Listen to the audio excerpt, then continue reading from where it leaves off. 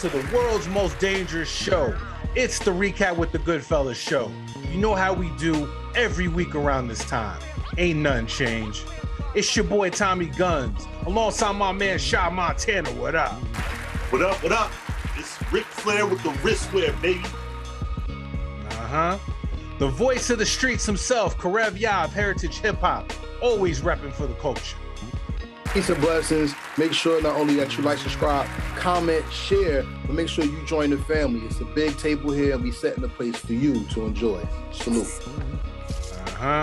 Shout out to my man Big A and Dav Noble. They will be in the building a little bit later. You already know how that goes. And of course, special shout out to my man Sajin, aka Beyond Mayhem Media. Don't get it twisted, don't get it confused. My man's the super producer behind the board doing what he does. So with all the introductions out the way, you know how we do every week, man. Sometimes we talking news, politics, culture, entertainment, whatever. Sometimes we're interviewing the next up, whether it's literature, music, entertainment. Like I said, man, we like to be those dudes who interview the stars before they reach their full height. We want to be one of the first ones to break these artists and these authors and these entertainers, and we take pride in that here at the Recap Show. Come on! And speaking of stars, speaking of next up, we have a special guest in the building. Let's give it up for Tamyra Griffin in the building. What's going on? Hey, thanks for having me. Appreciate it. Yo, for everybody who doesn't know, national best-selling author, represent Jersey, almost 6 years in the game and over 35 plus books to her credit. She is getting it popping right now in the world of literature. Thank you. We appreciate you coming on the show. Thanks for having me. I appreciate it. I always like to mix it up and talk to other people, so I look forward to it. Absolutely, absolutely. So first things first, is that your South Jersey accent you got right there? What's going on? I have an accent? A little bit. Are you from Jersey or? I am. Really? Born and bred? Nope, born and raised. Then that's definitely that South Jersey accent right there. Oh, wow. I don't notice it. Everybody from here talks the same way, so. Yeah. You know what's crazy for anybody who's not from Jersey? You know, because everybody assumes that Jersey's like diet New York from the rest of the country, but in Jersey, there's North Jersey, there's Central Jersey. Yes, there's a Central Jersey, and there's South Jersey, and it's pretty much three different unique locations in the state. And we just want you guys to understand that. Everybody who just thinks it's Jersey Shore and Sopranos, nah, Jersey's more than that. It definitely is. So first things first. How did you become an author, and just how would you describe your writing or your genre, or just give us some information on what you do? Well, I started dabbling in poetry and short stories all the way back in high school. Something that I always wanted to do, and then I actually came across the opportunity to be an editor for a publication company, which is actually where I started at. I was signed to a publisher initially. And to get the job as an editor, I had to submit a sample of my writing. So he hit me back the next night and was like, what you want to do with this book? Do you actually want to be an author, or you want to just edit? And I'm like, of course I want to be an author. So by the end of that week, I had signed my first 10-book deal. And I think I put my first book out maybe like 2 months later. So for a long time, I was actually editing all of the books for all of the authors under the publication company, as well as writing my own. So, and I did a little spoken word that kind of, threw me, gave me the confidence to be like, okay, yeah, let's go ahead and let's do this. So, yeah. And it kind of just fell into my lap just like that. So you've always had a love for the written word.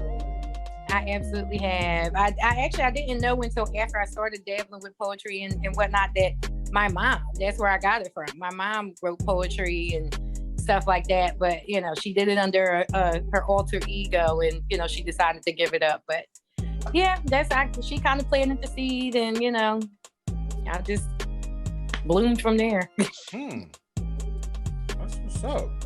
So the GoodFellaz, we like to read, you know, but we're also in 2021, almost 2022, and in some ways, the Kindle, the internet, you know, has, you know, as opposed to traditional, let me pick up a book from the bookstore, now technology's kind of changed the game. So, like, what is your process when it comes to writing a book? Is it like an idea? Like, do you have like a story idea in your head, or does a line hit you and you go from there? Like, what's your process when it comes to writing the book, and how has technology kind of either changed or just helped you when it comes to writing? Well, the mind of a writer is strange. I will not front and say I'm not crazy, because I am. I absolutely am. I have business meetings with myself and everything. So, but as far as my writing process, I'm like, my first book, The Point of It All, I heard the song The Point of It All by Anthony Hamilton, and out of the blue, the story just started coming to me. So I can hear a song, I can, you know, see something, I've been through something, or, you know, whatever, and a story will just come to me. And then a lot of times, one of the things that we do is we buy pre-made covers. And, you know, whoever the artist is might already have the cover done as well as the title.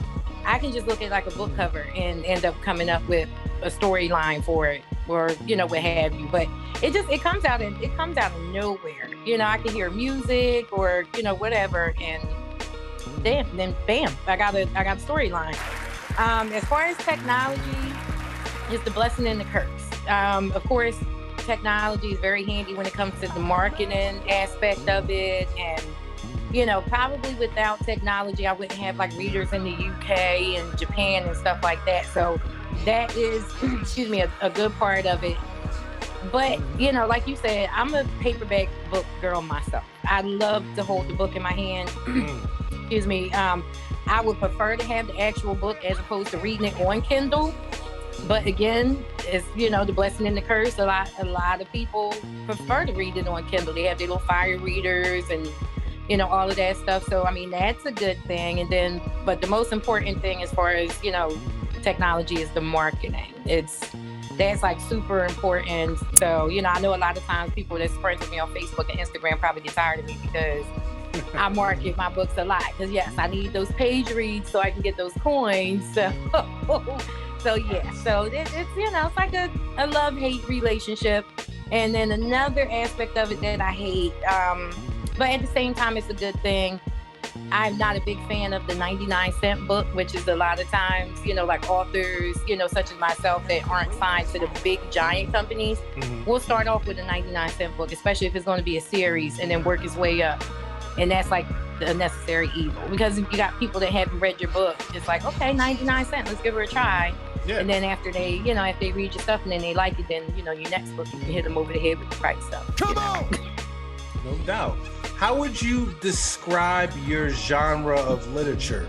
Some people write horror, science fiction. There's always like the hood books. How would you describe your genre? Oh, I hate that term, hood book. I really do. Yeah. I kind of try to mix it up a little bit. Majority of my stuff is urban fiction, quote unquote hood book. Okay. I do erotica, suspense Christmas and thriller. We know we noticed that. Shout out to Christmas erotica. Shout out to that. I know, I can't talk right. But yeah, so most of my books you'll find that are urban fiction and erotica, but I do have some suspense and, you know, thriller type stuff. Like I just dropped a book 2 weeks ago that's more of a suspense thriller type book, and I'm just stepping into different aspects. I'm a punk. I think I might have mentioned at the Shy before. I don't even watch horror movies. So as far as like writing a horror book, it is something that I do plan on doing just to kind of broaden my horizons, because I do like a challenge. But yeah, I tend to pretty much stick to those genres right now. Maybe get a little Halloween erotica going on. Hey, I did a Christmas erotica, so yeah. So I might get a Halloween one going on. I definitely am thinking about doing a 1 week series of short books for Valentine's Day. So we'll see. I'm not feeling very Valentine's-y right now, so we'll see if that, you know, comes into fruition. Well, you know, my man Shah Montana has got some questions for you. Shah, what up?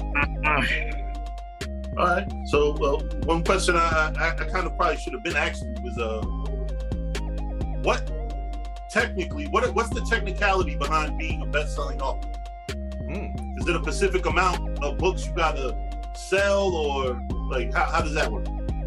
No, it's not. It has nothing to do with the amount of books that you sell. Basically, especially when it comes to like Amazon and other, just different list of bestsellers that they come up with. It all depends on your ranking. And the ranking has nothing to do with book sales. There's people like, I co-wrote a book with, he goes by Gulf Coast Baller. First book ever.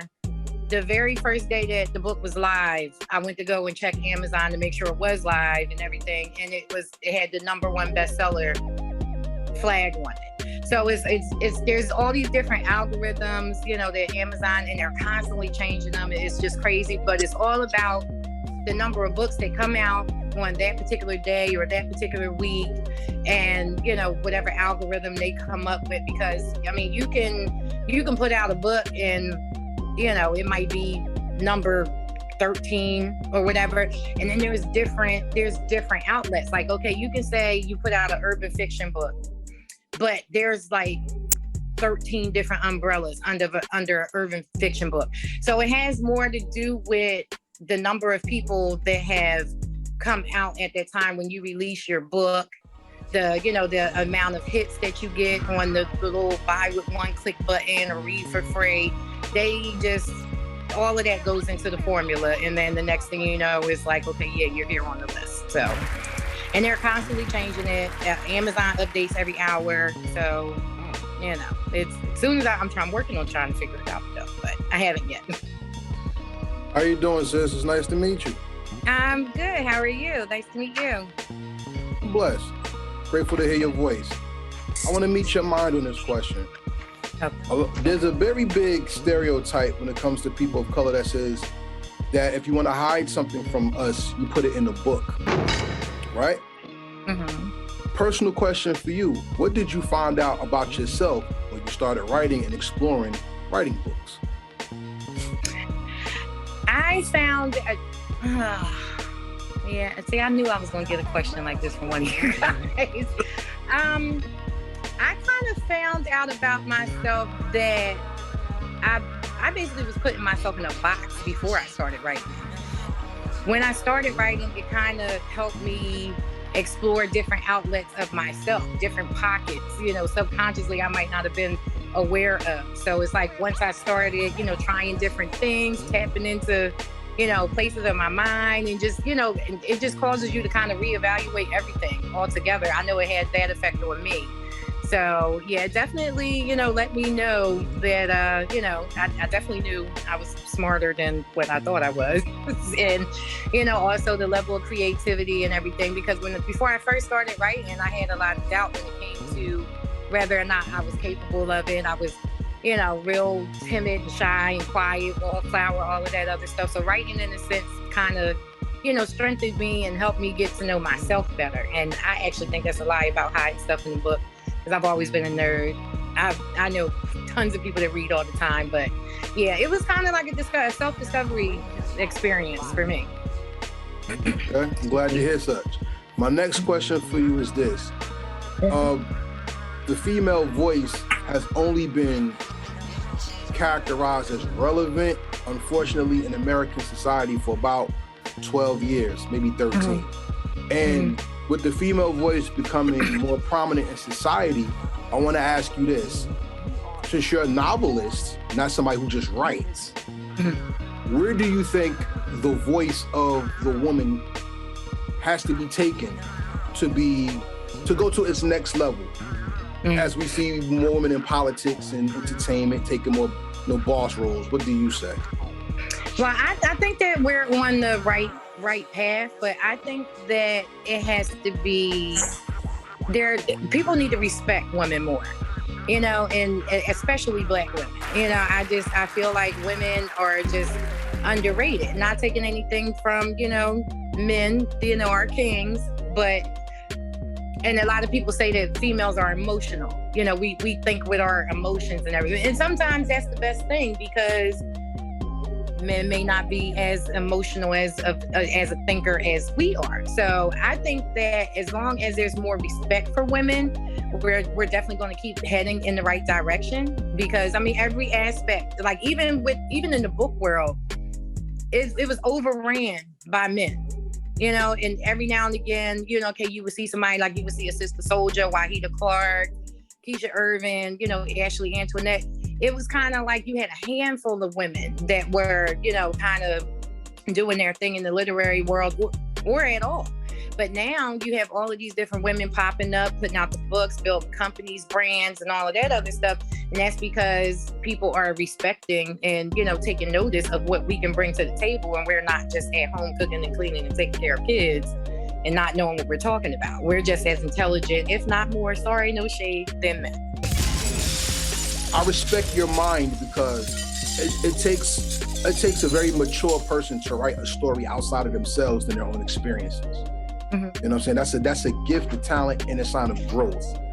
Thank you. As I said, as society's opening up to the woman's voice and the woman's stature in society, I see in the comic book world and in the novel world that we have more women superheroes, and not just women with boobs and butts and capes. We have women who are commanders of starships, women who are like gladiators in extraterrestrial worlds. Where would you like to take your writing in another part of a writing genre that you haven't done yet that you would like to challenge yourself in? Oh, the big screen. That's definitely what I'm working on. Like I want to transition my books into, you know, writing screenplays and getting them made into films, and hopefully, you know, getting them picked up. But also too, and one of the things that I did want to do, which I've already started the process of, is like, I had a cousin that was an editor, and you know, she was a freelance editor, and I wanted to get into the book game, and I'm asking her, and I would think, okay, it's my cousin, you know, she shouldn't have a problem with sharing information with me. But needless to say, nope, she wasn't sharing any information. She got an attitude with me and didn't speak to me for a while when I actually got in the game. And I think that it's a lot of people, you know, especially in the book world, when you're independently publishing and you're trying to build a business or a brand or, you know, whatever it is that you're trying to do. And people don't like to share information because they feel like, okay, if I share this information with this person, they might be getting a piece of something that I'm not going to get. You know, I think people are very selfish with themselves in information, and that's something I'm not. So there's a few authors that, you know, have just hit me up out the blue, or, you know, used to be signed to my former publisher with me. I like to kind of be a mentor to people that are just starting out and didn't know the things that I didn't know, you know, that when I started out, but I know now. But also anything new, because it's a constant learning experience. Like I was saying to Shai's question, the algorithms for Amazon is constantly changing. That's like hourly, you know, and even with the book game, there's always different tools and instruments that you can use, either just for writing, editing, promoting, whatever. And a lot of people don't know where to find that information or whatever. So I like to kind of mentor the different people and share that information, so that way they can go ahead and be the best of them that they can be. Because either way, you know, you're not in competition with me. I have my own lane. So, you know, you go ahead and do what you're doing in your lane. I'm glad I can help you with that. So, you know, that's in addition to, like I said, the screenwriting and hopefully parlaying a movie. I like to mentor. My last question to you is this. Everybody always asks people who write books, what should I do to start a book?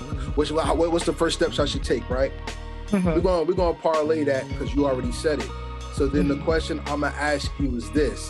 Your life is a book. What's the name of the chapter you're on now?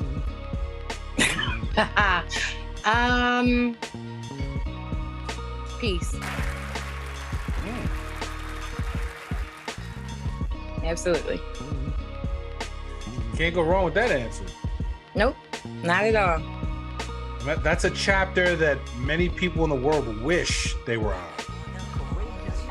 So you gotta go and grab it, because otherwise people will disturb your peace any way they can, and if you don't shut it down, you're not gonna have it.